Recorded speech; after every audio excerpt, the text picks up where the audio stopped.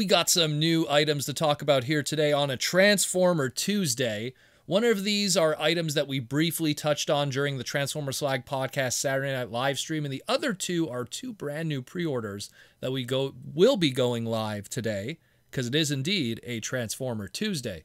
First up, we're going to talk about a listing of the Transformers Decepticon Commander 3-pack and the much speculated existence of it, and we all thought it was going to be something similar to that Takara Tomy Destron Nemesis Bridge 3-pack.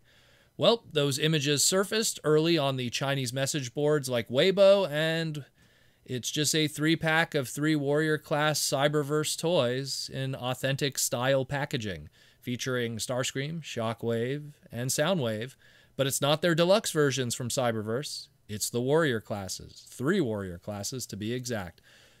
No doubt this is probably due to the fact because it has authentic packaging and a Warrior class could maintain that deluxe size but be cheaper in terms of price point and plastic used on it, and that's why they probably went with 3 Warriors instead of deluxes, because these 3 characters have deluxe versions in Cyberverse, but they went with Warrior because it's just cheaper. No word yet on pricing or pre-orders, but no doubt we'll learn about that later this week when we get more information. We'll talk about it here on the Transformer Slag podcast. As for our pre-orders today, we got 2 of them. First one is the Mattel Creations Optimus Prime Hot Wheels drop today. And, well, hate to break it to you, but within 18 minutes of this going live, it completely sold out. It was limited to 3 per customer. And like I said, we could rag on it all we want as Transformer fans. But those Hot Wheel guys are really bad with their money, and they're crazy. And it sold out ridiculously fast. We don't know if this will have more available later on, but we will take from this what we will. And if anything, what I take away from this is this sends a message to Mattel that there's clearly a demand for this. They're clearly able to make money from this at that price point, and they'll no doubt make more, because that's just always how it is. And the last thing we're going to cover is Super 7. They put a pre-order up today, and Super 7 revealed today on their website, as well as putting up pre-orders on their website, a repaint of their Super 7 Reactions Unicron G1 prototype, now done in the very first Japanese prototype green colors.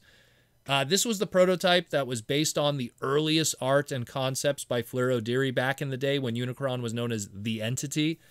And it's Unicron where he had his ring orientation, more like the Planet and Saturn, and the rings were kind of in front of his maw, which would have made it hard for him to eat planets. And it even had that moon kind of that was part of him. He had this like energy moon that would go around him, and in the early concepts, the Entity had his own little energy moon that like went around with him. And that prototype toy in green also had this little moon that would go around him, and the rings were oriented in front of the maw, so it kind of does all of that crazy stuff. And for a little fun fact on the side, that moon years later would be homaged in Transformers Armada, with the Armada Unicron having a Minicon moon base called Dead End that had a very similar kind of look, just not green, but still pretty cool. So this color scheme, this version, again, they had the first one based off of that prototype with that baby blue and the yellowish orange, and now we have one here that's going to be based off of the Japanese Entity version with the green and the yellows and everything like that. This is just the unique color scheme they're going with. No extras included. It'd be nice if it came with a little moon, but it is what it is, unfortunately. And this is going to be available on Super 7's website right now for $25 and will be shipping out at the end of this week, May 24th, 2024. It's scheduled to have a limited run. We don't know how many that means exactly, but it is available on their store right now, so check that out and get it if it interests you. I know it does me. And that's it, more or less. Again, 2 little items, and just, you know, a very sad story with a sellout, at least in the case of the Mattel Creations. It is what it is, like I always say. So let me know what you think about all of this, and we'll talk again very soon here on the Transformer Slag podcast. And as always, thank you for listening.